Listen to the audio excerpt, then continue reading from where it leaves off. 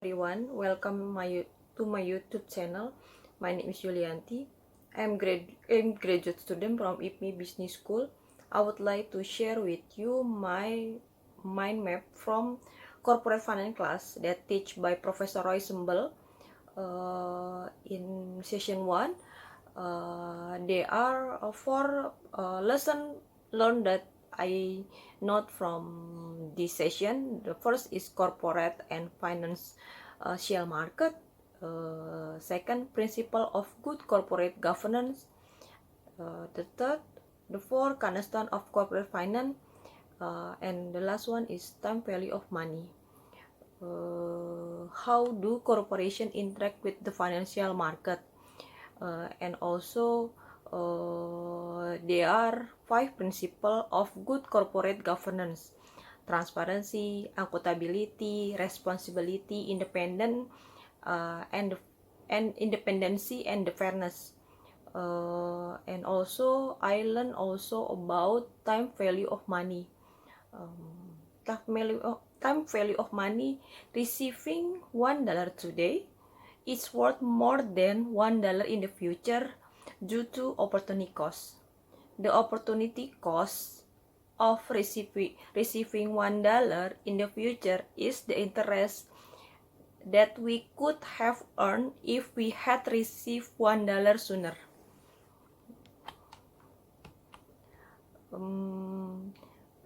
The last one in the session 1 that I learned is 4 cornerstones of corporate finance.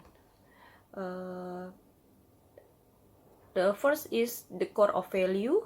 Second, conservation of value. Third, expectation principle of the treadmill. The last one is the best owner of a principle. In the session second, I also learn about capital budgeting and investment strategy. Before company make decision to invest their money to buy long-term asset, they need to also set decision criteria in the capital budgeting. There is several methods to decide whether this capital budgeting is we could accept or not. For example, you can use payback period. The shorter payback period, it's more attractive. Or you can use net present value.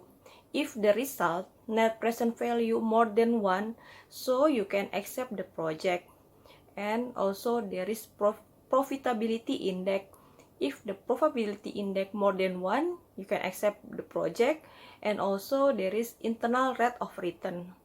If the result internal rate of return higher compared to required rate of return, you can accept also the project. In this session 2, I also learned about fundamental analysis, like probability, liquidity, activity, leverage, and market ratio. In the second 3, I learned also about analysis security. In this session, actually for the investor that would like to invest their money in the market security, they should know what is investment strategy. In the investment strategy, there is return and risk. As general value, the higher potential investment return, the higher investment risk, or we can call it high return is high risk. And also there is strategy buy low, sell high is strategy buy stock at lower price and sell the higher price. And also if you want to become the investor, there is a strategy. You want to become passive investing or active investing. to active investing, you can use fundamental analysis, technical analysis, market or investor sentiment. In the session 3, I also noted I learned about intrinsic value and versus the market price. What is intrinsic value? Intrinsic value is calculated by investor. They estimated the value of the stock today from discounting the future cash flow for the stock, or the price rational investor to willing to pay investment given its level of risk. Market price or market value is value of the stock is determined by marketplace. If the intrinsic value more than a market price, so we can buy the stock. If intrinsic value less than market price, sell or short sell. If intrinsic value same with market price, hold all fair price. In the session 4, I learned about capital structure. What is capital structure? Capital structure is the mixture of sources of the fund of the firm. That it consists the preferred stock and common stock. But actually, capital structure is different with the financial structure. Financial structure in the balance sheet, it consists liability and all its equity.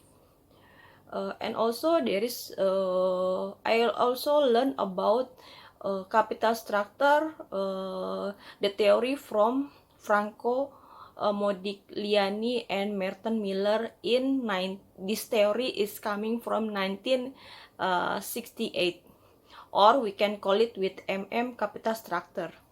Actually, the MM capital structure, the main idea of this theory is the capital structure of the company doesn't affect to overall value, with the assumption company do not pay tax, no transaction costs, there is no bankruptcy, everyone has the same information, and debt is riskless.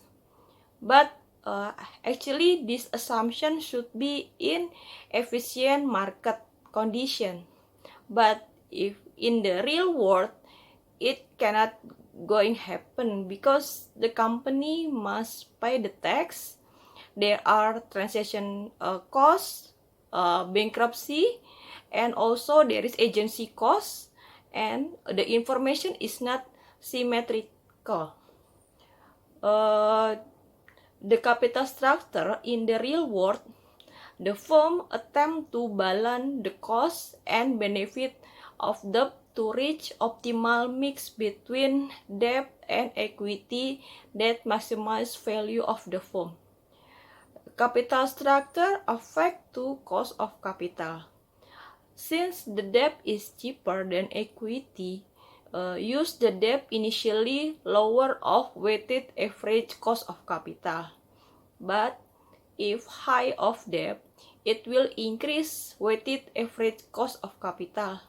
This result will be give a signal to the investor that the firm to be riskier. And in session 5, I'll also learn about fraud risk management. There are 3 things that I note from this session. The first one is reason for fraud. The second one, early warning signal. The third, how to prevent the fraud. Actually, there is so many reasons why employee in the company doing the fraud. The reason is the lifestyle of the employee, huge personal debt compared to their income, over speculation, gambling, perceive unfair treatment by the company, pressure from employee, alcohol, drug addiction, or love affair between employee at the same office. And then early warning signal. It's like, for example, if the employee absent from their office, but they are still work from mobile phone. And also employee cover the whole process, then frequent loss or missing document, often complain, very communicate by phone, lifestyle beyond the income, often borrow money from the college, look very busy but the productive is very low. Actually, how to prevent the fraud risk? We can build the employee ethic, create the clear standard and procedure or SOP, or we can create financial control, protective security, and we can create whistleblower system. And also in the session 5, we are also present about the movie. This movie, it's about Wall Street One movie in the capital market in United States. There is the actor. The player is Bud Fogg. The Bud Fogg is ambitious young broker. Then there is Gecko Garden. Gecko Garden is big player in the capital market. And also there is Sir Larry Wildman.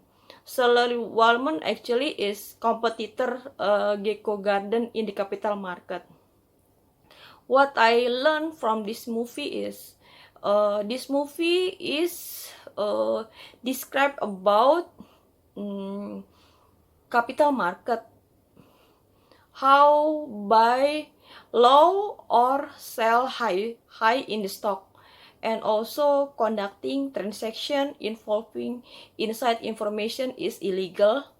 And also merger and acquisition is the right way, can make large amount of money by buying company and selling valuable asset with no respect for the employee, and conducting transaction involving inside the information is illegal and can be imprisoned according to capital market regulation.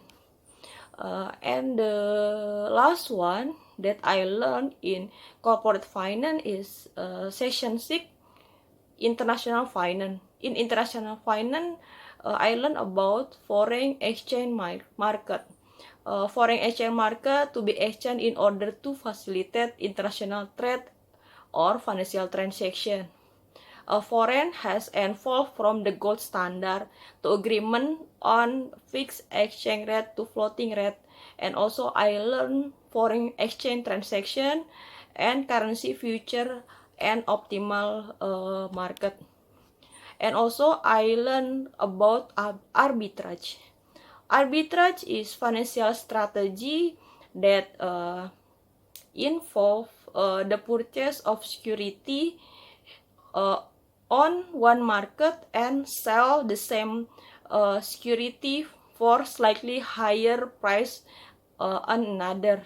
Or we can compare if arbitrage is temporary price different at the same asset between two market. The investor doing this is to gain the profit, it because the different foreign exchange in different place. Actually arbitrage is different with speculation. Speculation is usually based on assumption and hunches. I think that's all my mind map that I learned during corporate finance class. Thank you.